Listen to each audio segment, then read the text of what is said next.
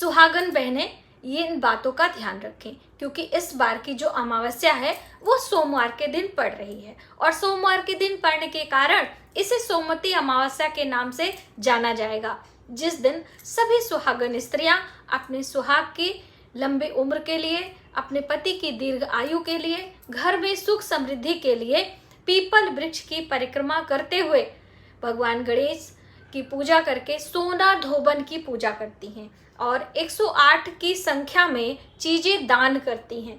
तो अगर आप पहले से इस व्रत को, इस अनुष्ठान को कर रहे हैं तो आपको जानकारी अवश्य होनी चाहिए कि 15 जून दिन सोमवार के पड़ने के कारण ये सोमवती अमावस्या, वैसे तो ये अधिक मास की अमावस्या है, लेकिन कोई भी अमावस्या हो, पितरों के लिए, पीपल वृक्ष की पूजा उपासना के लिए, दान पुण्य के लिए बहुत ही फलदायी मानी जाती है। और ये 3 वर्षों के बाद अमावस्या आई है, यानी कि सोमवार के दिन पड़ने के कारण बहुत ही पुण्यदायी है। अब देखिए, आपके मन में ये सवाल आ रहा होगा कि अधिक मास में पड़ रही है तो हमें पहली बार इसका व्रत करना चाहिए अथवा नहीं करना चाहिए।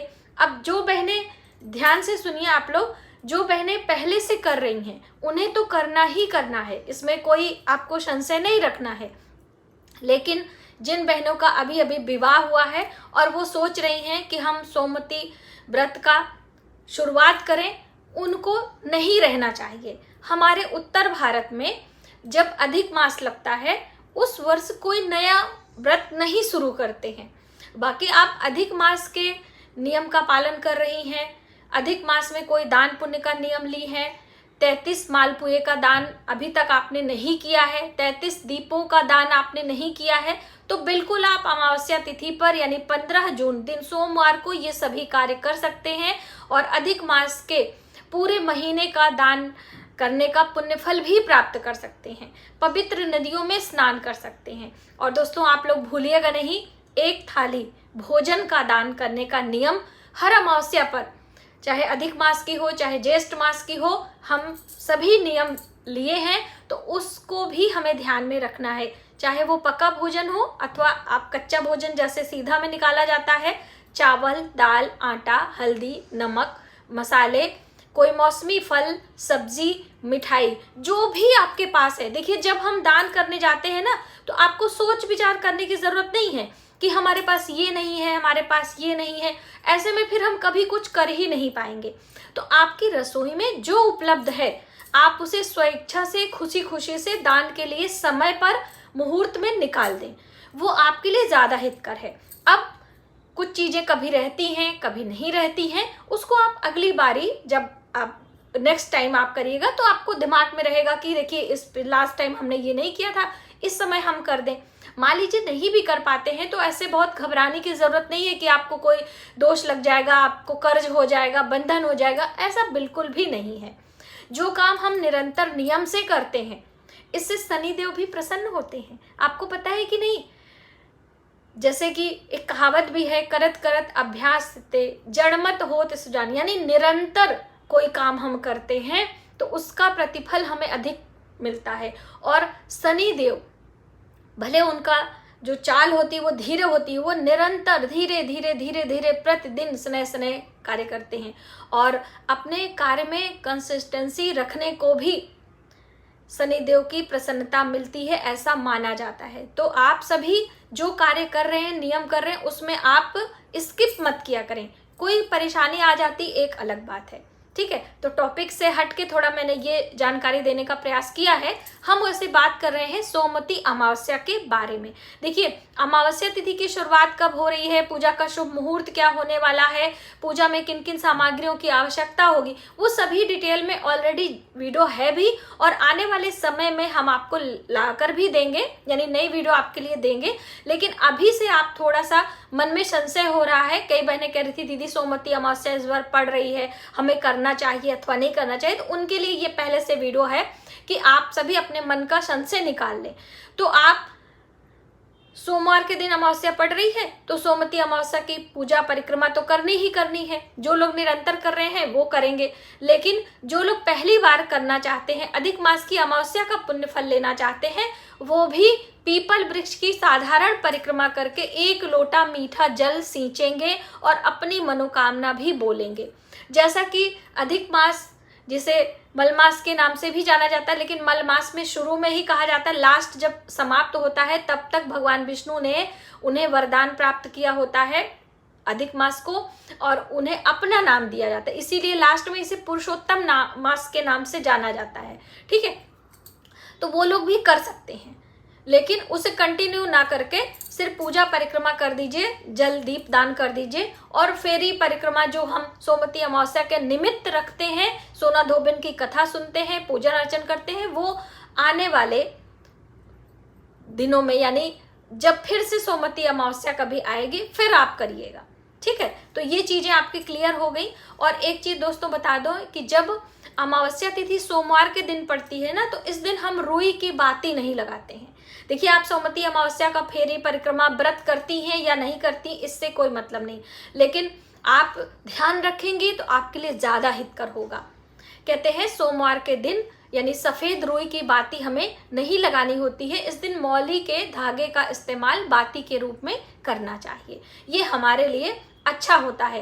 अब देखिए, भूल से, गलती से आपको नहीं मालूम था, आप कभी किए हैं, तो उसके लिए आप प्रार्थना क्षमा मांग सकते हैं, ज्यादा डरने की जरूरत नहीं है। जब हमें किसी बात की जानकारी नहीं होती है और हमने जाने अनजाने में कोई गलत काम कर दिया है, तो हम सिर्फ क्षमा प्रार्थना ही कर सकते हैं, है ना।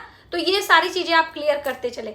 अब बात आती है कि इस दिन क्या हम कोरे कपड़े पहनकर पूजा करेंगे, सुहागन स्त्रियों को दान देने के लिए या पूजा पाठ के लिए जो श्रृंगार की चीजें हम चढ़ाएंगे, क्योंकि देखिए सुहाग का व्रत है, पति की दीर्घायु, उत्तम स्वास्थ्य की कामना, सुख समृद्धि के लिए सोमवती का व्रत किया जाता है, पीपल वृक्ष की परिक्रमा की जाती है और अपनी प्रार्थना की जाती है। तो अब इस दिन नया नया चीज है, अधिक मास का आखिरी दिन है, क्या करें? कुछ भी आपको चिंता करने की जरूरत नहीं है। वैसे तो आप सिर्फ शुद्ध धुला साफ कपड़ा पहने परिक्रमा करें। दान के लिए सुहाग की सामग्री जो भी आपको खरीदना है आप बिल्कुल खरीद सकते हैं, बिल्कुल परेशान होने की आवश्यकता नहीं है।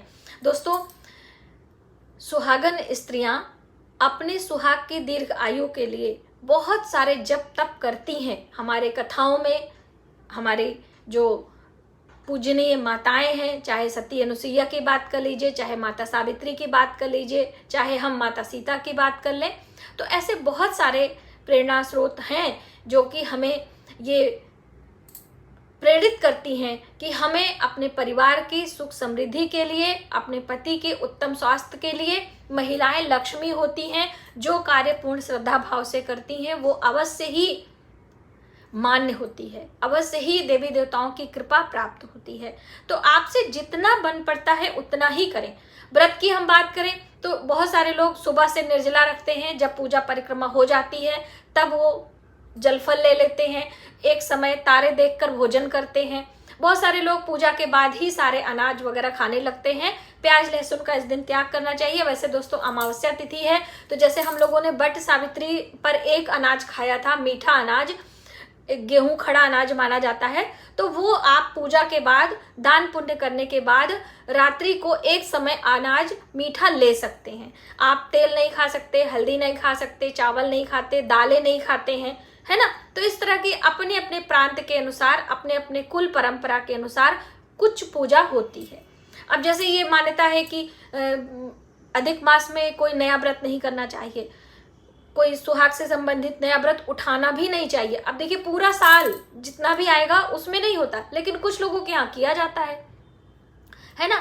तो इस तरह से अपनी अपनी अलग मान्यताएं हैं। तो मान्यताओं के अनुसार भी, कुल परंपरा के अनुसार भी हमें बातों का ध्यान रखना होता है। और वैसे आप अधिक मास में उद्यापन कर रहे हैं अपने अधिक मास के निमित्त, तो आप ब्राह्मणों को भोजन, उन्हें वस्त्र, आभूषण, सुहाग की सामग्री सब दान करेंगे।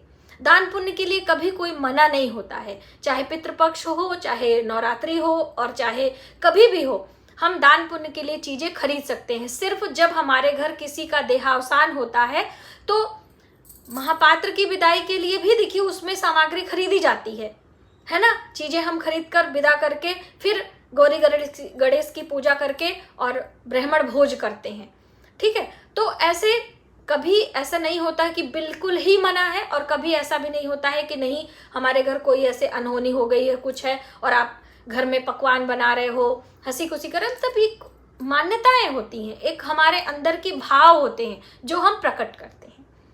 तो मुझे उम्मीद है कि ये वीडियो आपके लिए पहले से मिल जाएगी और आप इस प्रकार से अपने कुल परंपरा के अनुसार चीजें करते हुए सोमवती अमावस्या का व्रत करेंगे, पीपल वृक्ष के नीचे एक दीपक लगाएंगे और परिक्रमा करेंगे। परिक्रमा चलते चलते बता दूं कि कितना करना है, तो देखिए 108 की संख्या में करना होता है, लेकिन यदि आपका स्वास्थ्य अच्छा नहीं है तो आप 8 परिक्रमा, 51, 21 इस तरह से विषम की संख्या में भी कर सकते हैं।